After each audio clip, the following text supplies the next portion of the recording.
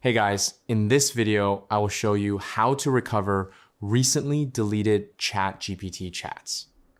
All right, so let's begin with the video.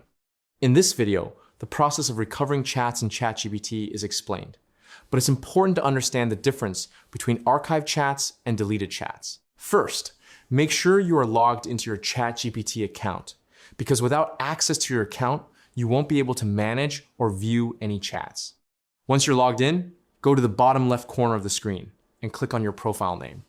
From there, open Settings, and then navigate to the Data Controls section.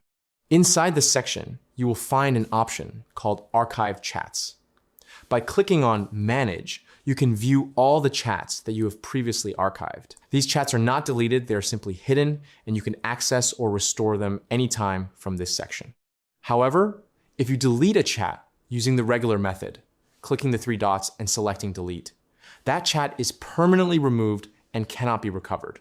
There is no official way to bring back fully deleted chats.